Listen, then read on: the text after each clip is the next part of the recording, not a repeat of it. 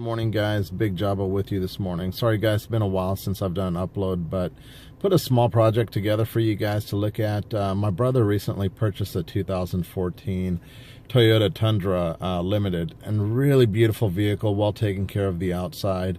The only exception being on the inside, where there's some cokes maybe spilled and foods and things like that. So they were able to clean the vehicle pretty well when we bought it, but you know, the mess really lies in the areas you can't see, and that's the part that really drives people like myself and my brother nuts, especially us guys that have this high OCD with making sure the vehicles are clean. So just wanted to put this small video together for you guys so you can just look at what we did to take apart the shifter assembly shroud and clean the vehicle, those nooks and crannies that you just simply cannot get with when the vehicle is put together. So just take a look, and hope you guys enjoy. Thanks.